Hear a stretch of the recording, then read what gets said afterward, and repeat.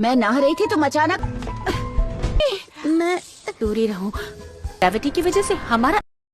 Welcome back rockers. My girlfriend is an alien series के पिछले episode में हमने देखा कि फैंग ने साक्षी को फुट बैग के साथ गटर से निकाला था। फैंग ने फिर उसको मॉल से अच्छी ड्रेस भी दिलवाई थी ताकि वो गंदे कपड़ों में फूड डिलीवर न करे। वो ये भी जान गया था कि पिछले कुछ दिनों से उसके आसपास की चीजें और लोग साक्षी की वजह से ही फ्रीज हो रहे थे। इस पर साक्षी भी फ्रीज होने की एक्टिंग करने लगी थी।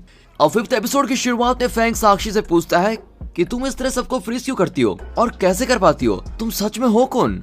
अब साक्षी सबको नॉर्मल कर देती है और पलक झपकते ही शॉपिंग मॉल के अंदर चली जाती है। फैंग फिर कंफ्यूज होकर मॉल के अंदर जाता है और रेस्टरूम का डोर खोलता है। वहाँ साक्षी खड़ी होती है। वो डांटती है कि तुम्हें शर्म नहीं आती इस तरह अचानक बाथरूम डोर खोलते हुए। वो ऐसे एक्टिंग करने लगती है जैसे वो अब तक बाथरूम में नहा रही थी। फैंग सोचता है कि यार मैं तो सच में पागल ही हो रहा हूँ, साक्षी यहाँ है तो बाहर कौन थी, और क्या इस बार भी लोगों को फ्रीज होना कहीं मेरी इमेजिनेशन तो नहीं थी। इस तरह वो खुद को कोसकर साक्षी से कहता है आज मेरी वजह से तुम्हें देर हो गई, सॉरी, तुम फूड डिलीवरी के लिए मेरी कार लेके जाओ। ये कहकर वो अपनी कार की चाबी देता है। अब साक्षी अपना काम खत्म करके नई ड्रेस साथ लेकर चली जाती है। यहाँ फैंग अपने पर्सनल डॉक्टर को बता रहा होता है कि मेरे दिमाग में जरूर कोई प्रॉब्लम है जो बढ़ती जा रही है। मुझे अक्सर टाइम फ्रीज का एक्सपीरियंस हो रहा है और बार बार वहाँ पर एक लड़की होती है। मुझे ये भी नहीं पता कि हर बार वही लड़की उस सीन में क्यों होती है। मुझे तो लगता है कि शायद वही ये सब कुछ कर रही है। अब तक मैं जिन लड़कियों से मिला हूँ उन्हें बिल्कुल भूल चुका हूँ, लेकिन उन सब की डिटेल्स मैंने एक सर्वर में सेव कर रखी हैं, पर उन फाइल्स में भी इस लड़की की कोई डिटेल नहीं है। अब डॉक्टर कहता है कि शायद आप इस लड़की को बहुत पसंद करते हैं, इसीलिए ये आपकी मेमोरी से मिट नहीं रही है। अब यहाँ साक्षी नई ड्रेस पहनकर बहुत ही खुश होती है और सोचती है कि पहले तो मुझे लगा फैंग बहुत ही बुरा आदमी है, लेकिन असल में वो बहुत ही अच्छा है। इस तरह वो फैंग के बारे में बहुत अच्छा फील करती है। एक और खुशी की बात यह है कि अब टोरी खुद ही जरा ठीक होने लगा है और साक्षी से बातें भी करने लगता है। साक्षी तुम कैसी हो, मैंने पहले ही कहा था कि धरती के इंसान बहुत बुरे होते हैं, उनकी वजह से मेरा यह हाल हो गया है, इसीलिए तुम उनसे दूर रहा करो। अब टोरी की एडवाइस सुनकर साक्षी कहती है कि सभी इंसान ऐसे नहीं होते, मैं कई अच्छे लोगों से भी मिल चुकी हूँ। मिस्टर फैंग, उसका भाई ली, ये दोनों बहुत ही अच्छे लोग हैं। अब ये सुनकर टोरी फिर बेहोश हो जाता है। साक्षी इसको जगाने की कोशिश करती है, पर तब मिस चाय वहाँ पर आ जाती है और साक्षी को कई नए ड्रेसेस देती है। अब क्योंकि साक्षी की वजह से उसका बिजनेस बहुत ही अच्छा चल रहा होता है, इसलिए वो साक्षी को ये गिफ्ट दे रही होती है।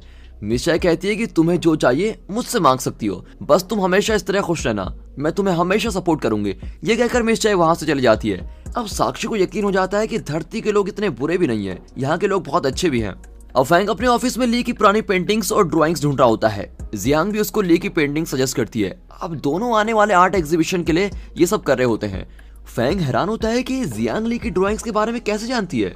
फिर जोश जियांग से मिलता है और पूछता है कि फैंग के साथ तुम्हारा ब्लाइंड डेट कैसा चल रहा है, क्या तुम ली से पहले मिल चुकी हो। जियांग कहती है कि मैं ली से कभी नहीं मिली, पर इतना जरूर जानती हूँ कि ली फैंग का भाई है। ली के कई ड्राइंग्स मैंने देखी हैं और वो बहुत ही अच्छा आर्टिस्ट है। यहाँ साक्षी फूड डिलीवरीज खत्म करके बहुत थक चुकी होती है। अब मिस चाय उसको साथ लेकर फैंग की कार वापस करने जाती है और कार को पार करके मिस चाय ऐसे ठाड़ से बाहर निकलती है जैसे वो कार की ओनर हो।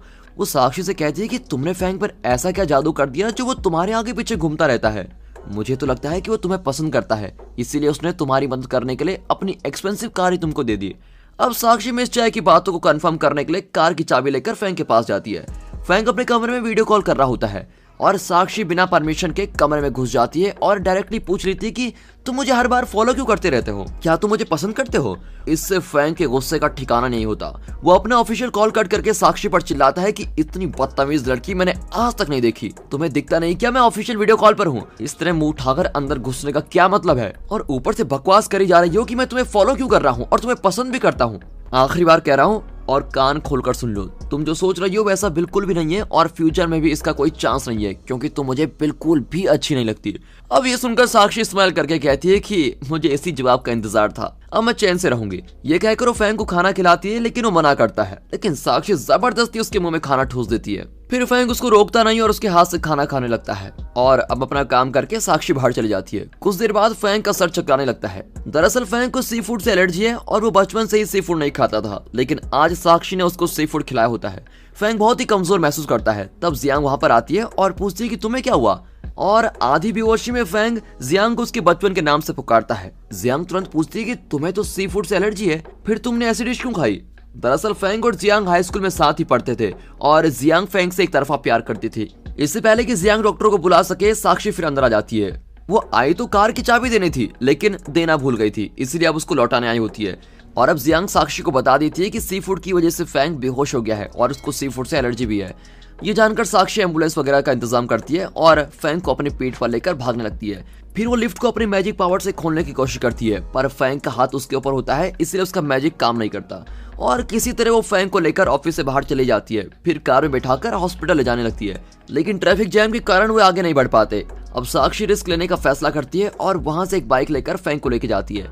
ट्रैफिक और भी ज्यादा हो जाता है और वो अपनी मैजिक पावर यूज करके बाइक को उड़ाकर लेके जाती है। अब फैंग होश में आता है और पूछता है कि हम दोनों कहाँ हैं? मुझे लग रहा है मैं उड़ रहा हूँ। साक्षी कहती है कि हम सड़क पर ही जा रहे हैं, पर मुझे लगता है तुम्हारी इमेजिनेशन कुछ ज्यादा ही चलने लगी है। अब फैंग साक्षी का हाथ पकड़ लेता है और वो अपना मैजिक पावर खो देती है। फिर भी साक्षी धीरे से बाइक को हॉस्पिटल के पास लैंड करवा देती है और फैंग को वहां पर एडमिट कर देती है। फैंग का पर्सनल डॉक्टर वहीं पर होता है। वो साक्षी से कहता है कि फैंग को यहाँ तक लाने के लिए बहुत बहुत धन्यवाद, अब हम उसको संभाल लेंगे, तुम जा सकती हो।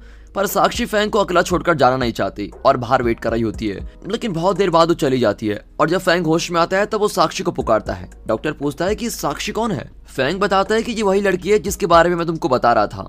रियल लाइफ में और मेरी इमेजिनेशन में यही लड़की बार बार आती रहती है। वो दूसरी लड़कियों से बिल्कुल अलग है और उसका नाम साक्षी है। तब जियांग फैंग को देखने आती है। जियांग कहती है कि मैं सिर्फ तुमको देखने नहीं आई हूँ, बल्कि एक और इम्पोर्टेंट बात पूछनी है। आधी बेहोशी में तुम मेरे बचपन का नाम पुकार रहे थे, क्या तुम्हें कुछ याद आया? फैंग कहता है कि मुझे कुछ भी याद नहीं आ रहा है। अब जियांग कहती है कि कोई बात नहीं, तुम अपनी सेहत का ख्याल रखना, और ये कहकर वो चली जाती है। अब फैंग के पापा फैंगशी को पता चलता है तो फैंग को देखने हॉस्पिटल के लिए निकलते हैं। तब जिया और जोश उनसे कहते हैं कि आप फैंग के बारे में चिंता मत कीजिए, उस हॉस्पिटल में हमने फैंग के लिए स्पेशल डॉक्टर अरेंज करवाए हैं, वो फैंग को बेस्ट ट्रीटमेंट देंगे। और ये सब सुनकर फैंगशी बाहर जाता है। अब जॉश जिया से पूछता है कि क्या तुमने सच में स्पेशल डॉक्टर अरेंज करवाए हैं या फिर तुम कोई प्लान बना रही हो? जिया कहती है कि मेरा प्लान यह है कि हम फैंग के मुंह से उसकी बीमारी का खुलासा करवाएंगे, इसीलिए मैंने जियांग को फैंग के पास भेजा था। हॉस्पिटल में फैंग से मिलने साक्षी आई होती है। उसको देखते ही फैंग डांटता है कि तुम फिर आ गई, मैंने तुम्हें जाने को कहा था ना। साक्षी उदास चेहरा लेकर कहती है कि मेरे रेस्टोरेंट के फूड से तुम्हारी तबीयत खराब हो गई, इसलिए मुझे बहुत ही बुरा लगा है, मुझे माफ कर दो और ये खाना खा लो। ये सेफ फूड नहीं है, इसलिए तुम डरो मत, प्लीज मेरी खातिर इसको खा लो। अगर तुम्हें कोई और मदद चाहिए तो मैं कर सकती हूँ। ये सुनकर फैंग कहता है कि मदद तो मुझको चाहिए, मेरी पीठ पर खुजली हो रही है, मेरी मदद करो। अब साक्षी लंबे स्टिक से उसकी पीठ पर खुजलाती है। तुम अपना मुंह मोड़कर क्यों काम कर रही हो? सीधे बैठो और मेरा चेहरा देखकर काम करो। साक्षी कहती है कि मैं नहीं मुड़ूंगी, अगर इस हालत में तुमको देख लिया तो मैं तुम्हारी ओर अट्रैक्ट हो जाऊंगी, इसलिए मैं सीधी नहीं बैठूंगी। लेकिन फैंग जिद करता है और साक्षी उसकी ओर मुड़ती है और अब वो फैंग के हार्मोन को सेंस करने लगती है और उसके बहुत ही पास आ जाती है। दोनों एक दूसरे को देखते रहते हैं। इसी बीच डॉक्टर भी आ जाता है और साक्षी को बाहर जाने को कहता है, लेकिन साक्षी गलती से खाना साथ लेकर बाहर चली जाती है। तभी एक नर्स आकर फैंग की ड्रिप्स में बेहोशी की दवा चढ़ाने की कोशिश करती है। इसी बीच डॉक्टर फैंग को डाइवर्ट करने के लिए कहता है कि आपके माँ और पापा आपकी हेल्थ को लेकर बहुत ही चिंता कर रहे हैं, लेकिन आप फिक्र मत कीजिए, हम आपका पूरा ख्याल रखेंगे। फैंग कहता है कि पहली बात तो यह है कि मैंने आपको इस हॉस्पिटल में पहले कभी नहीं देखा, और दूसरी बात यह कि आपकी बात बहुत ही अजीब लगती है। वो मेरी माँ नहीं है, मेरे पापा की दूसरी वाइफ है और उन्हें कभी मेरी फिक्र नहीं होती है। इसी बीच साक्षी को याद आता है कि वो गैलरी से फैंग का खाना साथ लेकर आ गई है और फिर वो खाना देने वापस फैंग के कमरे में जाती है। वहां डॉक्टर और नर्स फैंग को जबरदस्ती बेहोशी की दवा लगा रहे होते हैं। फिर साक्षी उन दोनों को हटा देती है और अपने मैजिक पावर से दोनों को बाहर भेज देती है। अब फैंग बड़बड़ाता है कि तुम मेरे लिए कितना कुछ कर रही हो, लेकिन मेरी इतनी भी हैसियत नहीं है कि तुमको थैंक यू कह सकूं। मैं जब भी तुमसे मिलता हूं तो तुम अजीब ही लगती हो, लेकिन तुम बहुत ही अच्छे हो। साक्षी कहती है कि तुम थैंक यू बाद में बोल लेना, पर पहले ये बताओ कि ये लोग कौन है जो तुम्हारी जान के पीछे पड़े हुए हैं। फैंग कहता है कि ये मेरी स्टेप मॉम का काम है, लेकिन तुम इसमें मत पड़ो, तुमने अपनी लाइफ में ऐसे लोगों को नहीं देखा होगा, तुम सिर्फ अच्छे लोगों से मिली हो। ये कहकर वो बेहोश हो जाता है। और दोस्तों इसी के साथ ये एपिसोड यहाँ पर खत्म होता है। अगर ये एपिसोड अच्छा लगा हो, वेब सीरीज अच्छी लग रही हो, एक्सप्लेनेशन अच्छा लगा हो, तो वीडियो को लाइक कर दे, चैनल को सब्सक्राइब करना बिल्कुल मत भूलिए। बाकी मिलते हैं इसके अगले पार्ट के साथ, तब तक ले गुड बाय, अपना ख्याल रखिए and finally thanks for watching.